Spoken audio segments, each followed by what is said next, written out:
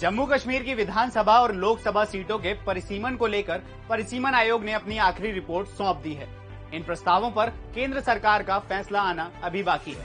परिसीमन आयोग ने जिन बदलावों का सुझाव दिया है, बीजेपी को छोड़कर घाटी की बाकी सभी पार्टियां उनका विरोध कर रही हैं।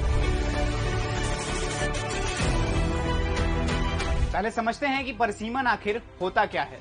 परिसीमन किसी क्षेत्र की जनसंख्या में परिवर्तन को दर्शाने के लिए किसी विधानसभा या लोकसभा निर्वाचन क्षेत्र की सीमाओं का दोबारा निर्धारण होता है। परिसीमन आयोग एक स्वतंत्र निकाय है और कार्यकारी और राजनीतिक दल इसके कामकाज में दखलंदाजी नहीं कर सकते।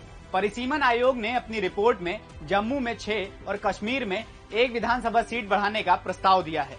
इसके मुताबिक जम्मू कश्मीर में अब विधानसभा सीटें 83 से बढ़कर 90 हो जाएंगी, जबकि लोकसभा सीटें 5 ही रहेंगी। हालांकि लोकसभा सीटों की सीमाओं को पुनर्निर्धारित जरूर किया गया है। पहली बार अनुसूचित जनजातियों के लिए 9 सीटें आरक्षित की गई हैं।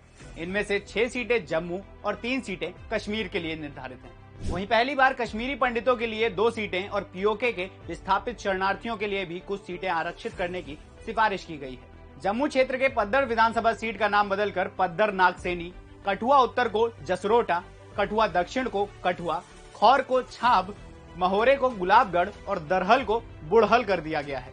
जम्मू कश्मीर पुनर्गठन अधिनियम के अनुसार परिसीमन का मुख्य आधार 2011 की जनगणना होना चाहिए, लेकिन आयोग का कहना है कि उसने परिसीमन के लिए राज्य के क्षेत्रफल, भौगोलिक परिस्थितियों और सीमा से दूरी जैसे फैक्टर्स को भी ध्यान में रखा है। कांग्रेस और नेशनल कॉन्फ्रेंस ने सवाल उठाया है कि जब पूरे देश के बाकी निर्वाचन क्षेत्रों के परिसीमन पर 2026 तक रोक लगी है, तो फिर जम्मू कश्मीर के लिए अलग से परिसीमन क्यों हो रहा है। दरअसल राजनीतिक पार्टियां जनसंख्या के लिहाज से ज्यादा आबादी वाले मुस्लिम बहुल कश्मीर में कम सीटें बढ़ाने और हिंदू बहुल जम्मू में ज्यादा सीटें बढ़ाने के कदम की आलोचना कर रही हैं। कश्मीर की पार्टियों का आरोप है कि नए परिसीमन के जरिए बीजेपी हिंदू बहुल जम्मू को अपनी राजनीति चमकाना चाहती है। ऐसे में नया परिसीमन बीजेपी के लिए फायदे वाला माना जा रहा है।